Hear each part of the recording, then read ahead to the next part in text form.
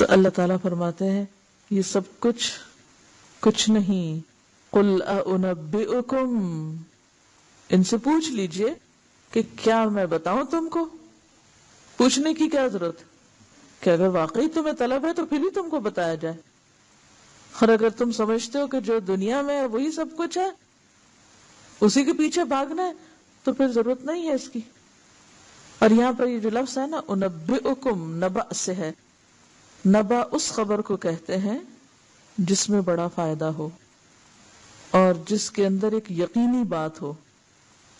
نبی کا لفظ بھی اسی سے نکلا ہے، نبأ سے، خبر دینے والا، کہ وہ بشیرن بھی ہوتا ہے اور یقینی باتیں بتانے والا ہوتا ہے. ٹھیک ہے. قل اُنَبِّئُكُمْ بِخَيْرٍ مِّن ذَلِكُمْ، کہہ دیجئے کیا میں تم کو بتاؤں اس سے بہتر چیز. اس سے بہتر چیز کی بات کیوں کی گئی؟ بہتر کی ضرورت کیوں ہے؟ اس لیے کہ ہم سب جانتے ہیں کہ یہ دنیا ہماری تمام تر خواہشات اور ہماری تمام تر ضروریات کو پورا کرنے کے قابل ہے ہی نہیں. یہ انکمپلیٹ ورلڈ ہے، امپرفیکٹ ورلڈ ہے، یہ مکمل دنیا نہیں ہے. یعنی ہمارے خوابوں کی دنیا اور ہماری خواہشات کی دنیا اس زمین پہ نہیں قائم ہو سکتی، نہیں بن سکتی. اس کے لیے لازمی طور پر دوسری دنیا کی ضرورت ہے، دوسرے حالات کی ضرورت ہے. یعنی انسان کے دل میں اللہ نے محبت ڈال دی، لیکن اب محبت جن چیزوں کی ڈالی ان کی خواہشات کی تکمیل کا موقع یہاں نہیں ہے. یہ دنیا کافی ہی نہیں ہے، نہ ہماری زندگی کافی ہے، نہ ہمارے اندر وہ ساری کافی قوتیں ہیں کہ جن سے ہم واقعی فائدہ اٹھا سکے. کہ اگر ہم ڈھیروں مال اکٹھا کر چکے ہیں یا ہر ماڈل کی گاڑی ہم نے رکھی ہوئی ہے تو ایک وقت میں ایک پہ ہی سوار ہو سکتے ہیں نا. ایک وقت میں ایک ہی چیز منہ میں ڈال سکتے ہیں، ایک ہی نوالا کھا سکتے ہیں، ایک وقت میں ایک پلیٹ نہیں کھا سکتے منہ میں ڈال کے. تو جتنا بھی ہو ڈھیروں، لمٹ ہی نہیں ہے ہمارے اندر، گنجائش ہی نہیں ہے کہ ہم زیادہ لے سکیں، کیونکہ یہ دنیا لمیٹڈ ہے، اس کے فائدے بھی لمیٹڈ ہیں، اور اس کے اندر خواہشات کی تکمیل بھی صرف لمیٹڈ پیمانے پہ ہو سکتی، انلمیٹڈ نہیں ہو سکتی. اور انسان کی تمنائیں کیا ہے؟ انلمیٹڈ. انلمیٹڈ تو انلمیٹڈ لمیٹڈ میں سما ہی نہیں سکتا، اس کے لیے کوئی اور جگہ چاہیے. بخیر من ذالکم، جو اس سے بہتر جگہ ہو، جو زمین سے اچھی جگہ ہو. اور وہ جگہ کہاں ہے؟ کیا ہے؟ للذین اتقوا عند ربہم جنات، جو لوگ اپنے رب سے ڈرتے ہیں ان کے لیے جنتیں ہیں.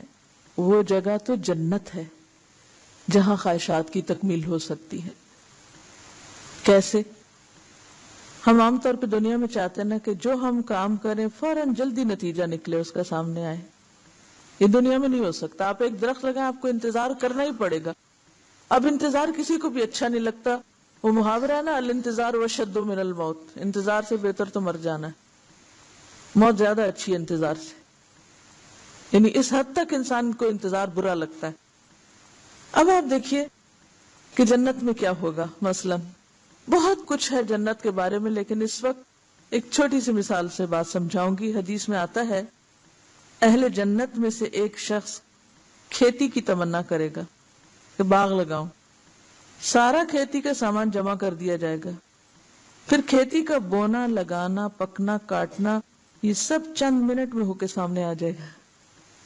اب دنیا میں یہ ممکن ہی نہیں، جتنی مرضی آپ ترقی کر جائیں، امپاسبل کہ یہاں یہ ہو سکے. یہ صرف جنت میں ہو سکتا ہے، کیونکہ وہی ساری خواہشات کی تکمیل ہو سکتی. وَلَكُمْ فِيهَا مَا تَشْتَهِي أَنفُسُكُمْ، جو تمہاری خواہشات ہوں گی وہ وہاں پوری ہوں گی. وَلَكُمْ فِيهَا مَا تَدَّعُونَ، اور تمہیں وہاں کیا ملے گا؟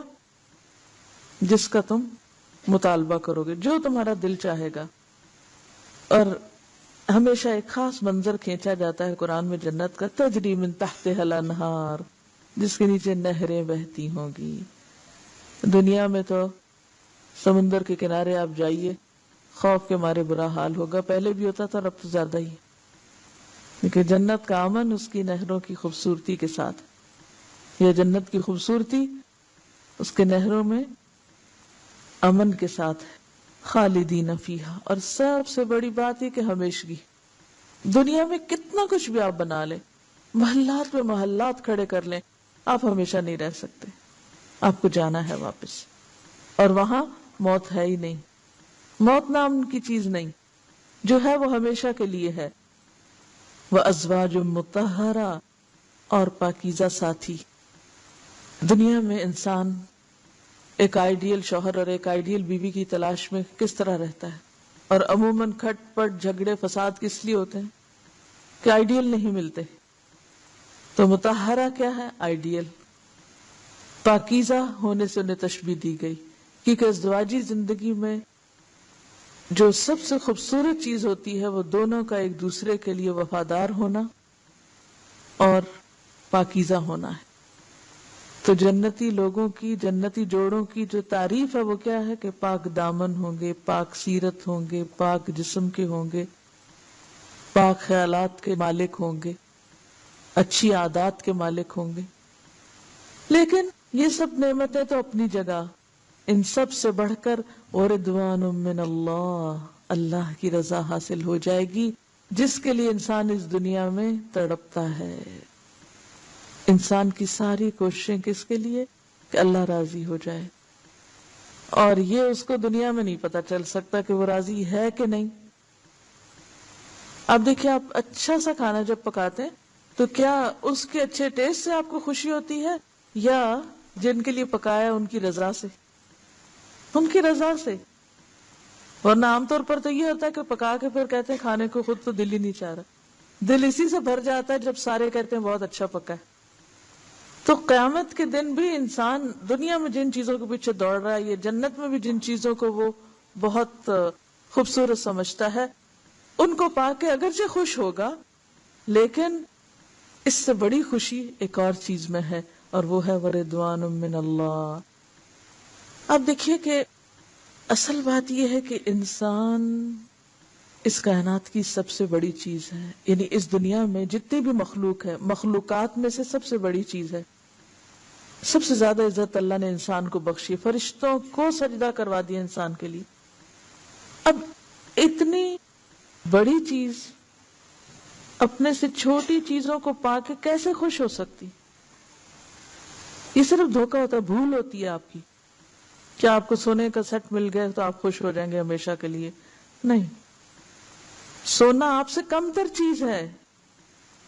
یہ گھوڑے, مویشی, جانور, زمینیں, یہ مکان, یہ سب کچھ آپ سے چھوٹی چیز ہے. تو ہماری روح اپنے سے چھوٹی چیزوں کو پا کے خوش نہیں ہو سکتی, ہرگز بھی نہیں ہو سکتی, اور نہ ان چیزوں میں کبھی سکون مل سکتا ہے. آپ کو ہمیشہ خوشی کب ہوتی؟ بڑی چیز پا کے یا چھوٹی چیز پا کے؟ بڑی چیز پا کے. آگے سے آگے جانے کی ہمیشہ فکر ہوتی. کسی ایک گریڈ کو پالے تو آپ کہتے نہیں اس سے آگے. مال و دولت کی ایک حد آپ کے پاس, آپ کے اس سے آگے, اس سے آگے, اس سے آگے. دنیا کی جتنی چیزیں اگر وہ آپ کو اپنی آخری حد پہ بھی مل جائیں, جس طرح جنت میں ملیں گی, تو کیا ہوگا اس کے بعد؟ حضرت ابو سعید خدری کہتے ہیں کہ نبی صلی اللہ علیہ وسلم نے فرمایا, اللہ تعالیٰ جنتی لوگوں سے پوچھے گا کیا تم اب خوش ہو؟ یعنی جنت میں آ کے خوش ہو؟ وہ کہیں گے پروردگار, بھلا اب بھی ہم خوش نہ ہوں گے جبکہ تو نے ہمیں وہ کچھ عطا فرما دیا جو اور کسی مخلوق کو نہیں دیا, نہ شیر کو, نہ چیتے کو, نہ کسی اور کو. وہ انسانی کے لیے تھا, انسان کو ہی ملا. اس وقت اللہ تعالیٰ فرمائیں گے اب میں تمہیں وہ نعمت دیتا ہوں جو ان سب نعمتوں سے افضل ہے, اب میں تمہیں وہ دینے والا ہوں جو ان سب چیزوں سے بڑی چیز ہے.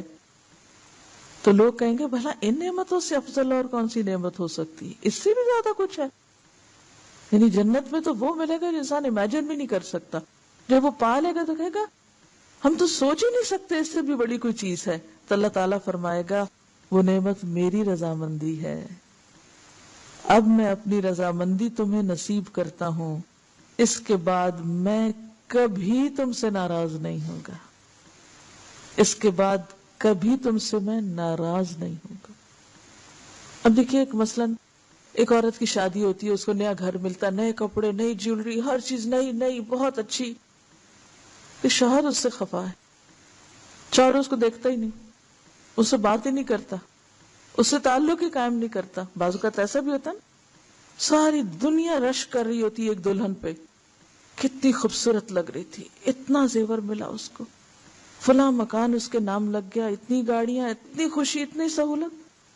وہ نہیں جانتے کہ اس کے شوہر کا رویہ اس کے ساتھ کیا ہے، وہ جانتی ہے اس کا غم کیا ہے، اس کو ان سارے زیورات، ان کپڑوں اور ان ساری چیزوں سے کچھ بھی خوشی حاصل نہیں ہو رہی. یہ گھر کا مالک ہی ناراض ہے، جس کے لیے وہ آئی ہے اس گھر میں وہی خوش نہیں ہے. تو اگر ایک چھوٹی سی حقیر دنیا میں انسان کو اپنے مالک کی مرضی اور خوشی جو ہے وہ عزیز ہوتی ہے، تو جنت میں جا کر بھی مالک کائنات کی خوشی جب تک اور رضامندی انسان کو نہ ملے تو ہر چیز ہیچ ہے.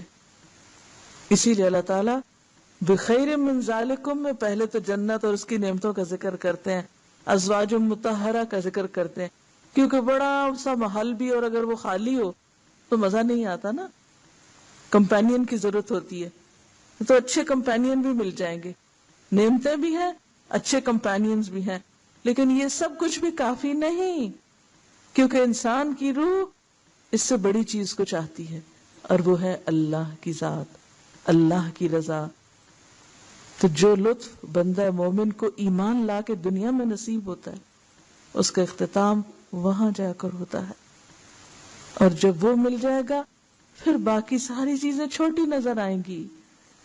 اور یہی وہ اصل نعمت للذین احسنوا الحسنى وزیادہ طوبی لہم وحسن مآب، یہ وہ خوشی ہے جس کے برابر کوئی خوشی نہیں. اس کے بغیر کوئی چیز کتنی بھی زیادہ ہو انسان خوش ہو ہی نہیں سکتا یا خوش رہ ہی نہیں سکتا. ساری خوشیاں عارضی ہیں. ایک چیز اچھی لگتی ہے، انسان کہتا ہے کاش مجھے مل جائے، مل گئی، اب کیا ہوا، اب دل بھر گیا.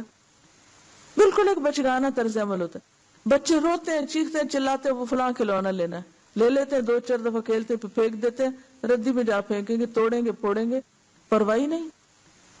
ہمارا بھی یہی حال ہے، ہم بھی اسی بچگانہ فطرت پر ہی ہیں. بچے اپنی اصل فطرت پہ ہوتے ہیں نا، ہم جا کے اس کو ڈھانپ لیتے ہیں، کچھ کچھ بن جاتے ہیں، لیکن اندر سے وہی ہوتے ہیں جو ہوتے ہیں. واللہ بصیر بالعباد. لیکن یہ سب کچھ کس کو ملے گا؟ واللہ بصیر بالعباد. یہ سب کس کی قسمت میں ہے؟ یہ سب کس کے پاس ہے؟ یہ سب کس کے لیے ہے جن کے اندر یہ صفات ہیں؟ ایک چھوٹی سی مثال سے اس بات کو اور سمجھیے. مثلاً آپ کسی شخص کو 100 روپے دیتے ہیں، وہ لینے کے لیے لپکتا ہے، آپ اس سے کہتے ہیں دیکھو آگے جاؤ گے تو تمہیں 1 کروڑ ملے گا، اور تیزی سے اگر جاؤ گے تو ساری رقم تمہاری ہوگی. عقل مند کیا کرے گا؟ وہ 100 کے پیچھے بھاگے گا یا کروڑ کے پیچھے جائے گا؟ یہی مثال دنیا اور آخرت کی ہے. ہم اس دنیا میں 100 کے پیچھے بھاگ رہے ہیں جبکہ کروڑ ہمارے منتظر ہیں. دنیا میں 100 کیوں دکھائے گئے؟ کہ یہ پہچان ہے، اس سے زیادہ بڑی چیزیں ہیں آخرت میں تمہارے لیے، بہت کچھ ہے، بخیر من ذالکم ہے. اب یا تو یہ لے لو یا اس کی طرف چلو. تو انسان کیا کرے گا؟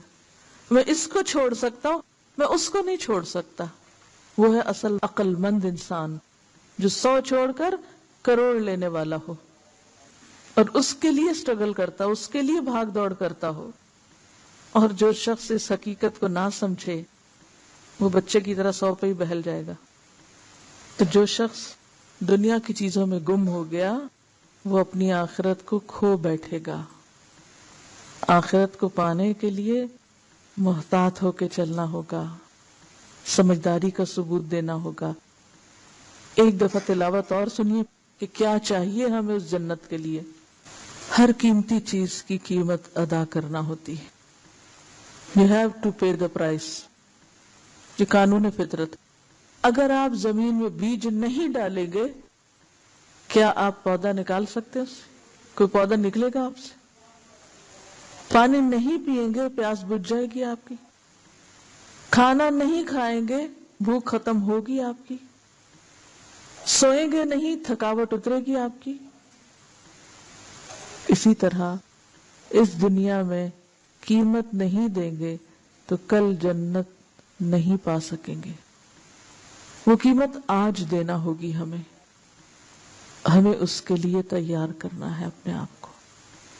اور اس میں سب سے پہلی چیز جس کا مطالبہ ہے وہ ہے اللہ سے مضبوط تعلق. کام سے پہلے دعا، اللہ کی مدد. صفات تو بعد میں آ رہی ہیں، اس سے پہلے دعا آ رہی ہے. الذین یقولون ربنا اننا آمنا فاغفر لنا ذنوبنا وقنا عذاب النار. اپنے زور بازو پہ بھروسہ نہیں، اللہ کی مدد پہ بھروسہ ہے. اور اللہ کی مدد کب آتی ہے؟ جب انسان اللہ سے قریبی تعلق رکھ کے اللہ ہی پر اعتماد کر کے اس سے مانگتا ہے. اور مانگا کیا جا رہا ہے کہ ایک تو آگ سے بچا لے اور ایک ہمارے گناہ معاف کر دے. آگ سے بچنے کے لیے ضرورت ہے کہ آپ صابرین میں سے ہوں، صادقین میں سے ہوں، قانتین میں سے ہوں، منفقین میں سے ہوں، مستغفرین میں سے ہوں. یہ ہے قیمت. اور سب سے پہلے تو ہمارے قول و فعل کا تضاد ختم ہونا چاہیے. اگر ہم کہتے ہیں ہم جنت کے طلبگار ہیں، جنت کے خریدار ہیں، ہم 100 چھوڑ کے کروڑ لینا چاہتے ہیں، تو پھر ہمیں تیزی سے آگے بڑھنا پڑے گا. 100 کے پاس رک نہیں جانا. ہمیں محنت کرنی ہوگی، ہمیں کوشش کرنی ہوگی، قربانی دینی ہوگی. اور ان میں سب سے پہلے صبر ہے. دنیا میں رہتے ہوئے بلند سوچ، آخرت پرائرٹی اور دنیا ضرورت. آخرت منزل اور دنیا ضرورت. دنیا سے کنارہ کشی نہیں، دنیا میں رہتے ہوئے اپنے رب کو پانا اور زیادہ بہتر کے پیچھے جانا. قل اُنَبِّئُكُم بِخَيْرٍ مِّن ذَلِكُم. دنیا کی اٹریکشن سے اٹھ کر بڑے مقاصد کے لیے کام کر. ایک شخص کو امیجن کیجئے جس کے پاس یہ ساری نعمتیں ہیں، نساء، بنین، قناطیر المقنطرہ من الذهب والفضة الخیل المسومہ، الانعام، الحرث. ایک شخص ایسا ہے جس کے پاس یہ سب دیا اللہ نے اور وہ اس پر مطمئن ہے. اب اسے جھنجھوڑا جا رہا ہے. قل اُنَبِّئُكُم بِخَيْرٍ مِّن ذَلِكُم. ایک شخص وہ ہے جس کے پاس یہ سب ہے. کچھ ایسے ہیں جن کے پاس ہے نہیں لیکن وہ بھی کس کی طرف جا رہے ہیں؟ انہی چیزوں کی طرف جا رہے ہیں. ان سب کو کیا کہا جا رہا ہے؟ بس ادھر تک ہی نگاہ گئی. اُنَبِّئُكُم بِخَيْرٍ مِّن ذَلِكُم. بہتر کیا ہے؟ ڈائریکشن صحیح کیا گیا ہے. اور اسی لیے ان صحیح لوگوں کی پھر صفات بتا دی گئی ہیں کہ یہ سب کچھ رکھتے ہوئے بھی وہ کرتے کیا ہیں؟ صبر کرنے والے، سچ بولنے والے، جھکنے والے، خرچ کرنے والے اور سحری کے وقت استغفار کرنے والے. یہ ہوتے ہیں وہ لوگ جن کو دنیا نقصان نہیں دیا کرتی، جن کو ان ساری نعمتوں کا ملنا نقصان نہیں دیتا. قابل رشک ہونے کا جو معیار انسان نے مقرر کر رکھا ہے اس سے اوپر اٹھایا گیا ہے کہ یہ چیزیں رشک کے قابل نہیں کہ اگر کسی کے پاس ہے تو تم اس کو آئیڈیلائز کرو اور ویسا بننے کی فکر کرو. وہ خسارے میں نہیں جس کی شادی نہیں ہوئی، وہ خسارے میں نہیں جس کی اولاد نہیں ہے، وہ بدقسمت نہیں جس کے پاس مال نہیں ہے، سونے چاندی کے ڈھیر نہیں ہے، وہ مظلوم نہیں جس کے پاس سواری نہیں ہے، وہ مفلس نہیں جس کے پاس جانور یا کھیتی نہیں ہے. مفلس کون ہے؟ جس کے پاس آخرت کا کوئی کانسیپٹ نہیں اور اس کے لیے محنت کرنے اور کوشش کرنے کا کوئی پروگرام نہیں. انسان دنیا میں ان نعمتوں میں سے کوئی بھی چیز پا لے تو پھر وہ اس سے آگے جانے کی فکر میں ہوتا ہے. ایک شادی ہو گئی، دوسری کی فکر میں ہے. ایک بیٹا ہو گیا، ایک اور ہونا چاہیے. ایک سونے کا سیٹ مل گیا، میچنگ کے لیے فلاں اور فلاں پروگرام کے لیے فلاں سیٹ ہونا چاہیے. اسی طرح ایک گاڑی ہے تو ایک اور ہونی چاہیے. جن لوگوں کے پاس بہت کچھ ہے باہر کے ممالک میں، انہوں نے مختلف موسموں کے لیے مختلف طرح کی گاڑیاں رکھی ہوئی ہیں کہ یہ اس موسم کی، یہ اس موسم کی. پھر ہر نیا ماڈل، کس کے پاس کون سے ماڈل کی گاڑی ہے. پھر اسی طرح مویشیوں میں سے اگر ایک طرح کی چیز حاصل ہے تو جہاں اس کو بڑھانے کا شوق ہے اس سے پھر آگے اور شیخ شلی کی کہانی سب کو یاد ہوگی، جس نے انڈوں سے بکری، گائے اور پتہ نہیں کہاں کہاں تک پہنچ گیا تھا وہ. اور اسی طرح زمینیں 1 ایکڑ ہے تو 2 ہونے چاہیے، یعنی آگے سے آگے. انسان کا ذہن مسلسل آکیوپائڈ رہتا ہے کس میں؟ ان چیزوں کو مزید اور مزید حاصل کرنے میں. اسی لیے فرمایا الہاکم التکاثر حتی زرتم المقابر. ابن آدم کے لیے ایک وادی سونے کی ہو جائے تو وہ کیا طلب کرے گا؟ ایک اور مل جائے. اور ابن آدم کا پیٹ مٹی کے سوا کسی چیز سے نہیں بھر سکتا، یعنی قبر ہی ہے جو اس کی خواہشات پہ پھر قدغن لگا دے، اس کے آگے کچھ نہیں. تو وہ جو کمپٹیشن، یعنی زیادہ کی حرص اور بہتر سے بہتر کی تلاش، جسے کہتے ہیں نا خوب سے خوب تر کی تلاش، خوب سے خوب تر کی تلاش، اس سے بھی اچھا، اس سے بھی زیادہ، اس سے بھی بہتر. تو اس نفسیات کو کس طرح راہ دکھائی گئی، یعنی اس کی کیسے اصلاح کی گئی. قل اؤنبئکم بخیر من ذالکم. بہتر چاہتے ہو، زیادہ چاہتے ہو، اس سے اچھا چاہتے ہو، بتاؤں تم کو. اؤنبئکم بخیر من ذالکم.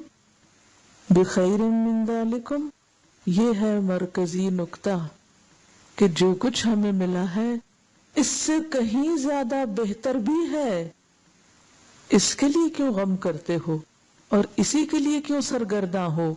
اس سے بہتر کو پانے کی فکر کرو، اس کے لیے دوڑو. سابقوا الی مغفرۃ من ربکم وجنۃ عرضها کعرض السماوات والارض ففروا الی اللہ فاستبقوا الخیرات. دوڑو اور آگے بڑھو اس بلند منزل کی طرف، اس سے زیادہ بہترین کے لیے. یہ ہے پیغام ان آیات میں. تو اس سے ہم سب اپنی زندگی میں کیا اصول بنائیں گے کہ ہمیں اسٹرگل کرنا ہے، کوشش کرنا ہے کس کے لیے؟ بہترین کے لیے.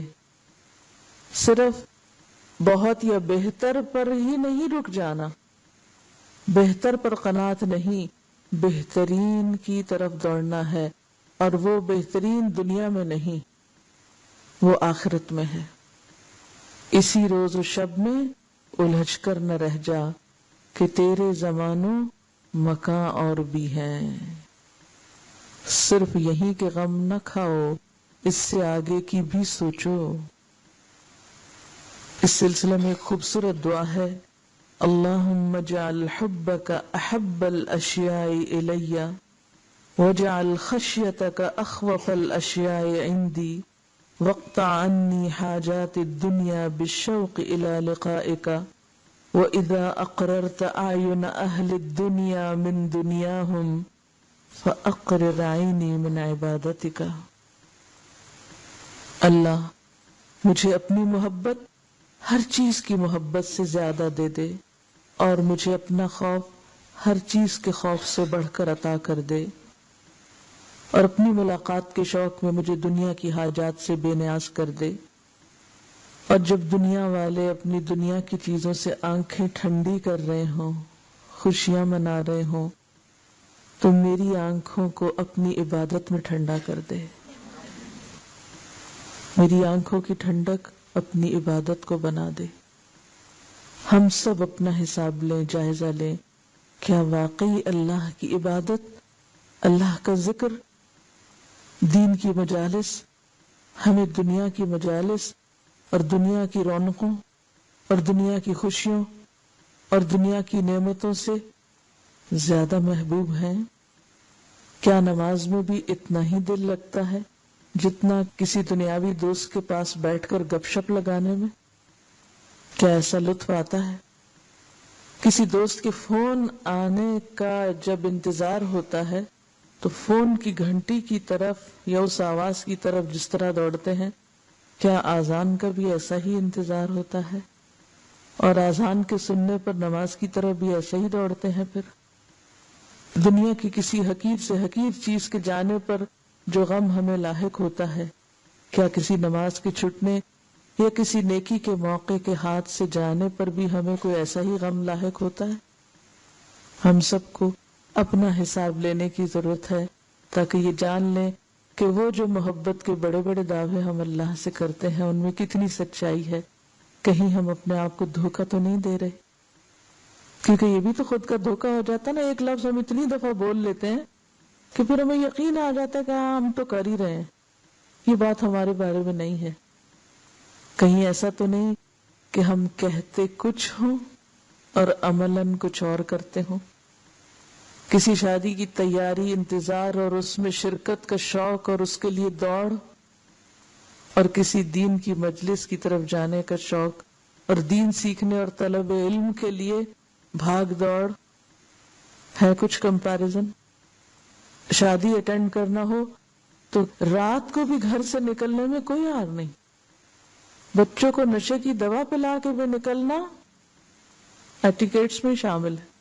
کتنی دھوم دھام سے رات کی شادیاں ہوتی، دعوت نامہ ہی رات 10 بجے اور 12 بجے کا آتا ہے۔ کبھی کسی نے اعتراض کیا؟ کبھی کسی نے مائنڈ کیا؟ بلکہ نہ جانے کو مائنڈ کیا جاتا ہے کہ تم کیسے بدذوق ہو جو نہیں آئے۔ دین کی محفل میں دن کے 10 بجے بلایا جائے اس پر بھی اعتراض ہوتا ہے۔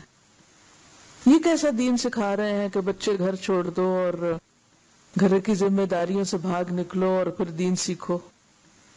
بازار جاتے ہوئے نہ بچے متاثر ہوتے ہیں نہ گھر متاثر ہوتا ہے۔ دنیا کی تعلیم کے لیے باہر کے ملک جاتے ہوئے نہ گھر متاثر ہوتے ہیں نہ باہر متاثر ہوتا ہے۔ کسی ہاسپٹل میں جاب ہو یا کسی اور جگہ پر کام کاج ہو تو وہ تو فرائض کی ادائیگی ہے، کوئی مائنڈ نہیں کرے گا۔ لیکن جب دین کے لیے کسی قربانی کا وقت آئے تو ہم دین والے ہی اعتراض شروع کر دیتے ہیں۔ وآخر دعوانا ان الحمد للہ رب العالمین، سبحانک اللہم وبحمدک، نشہد ان لا الہ الا انت، نستغفرک ونتوب الیک۔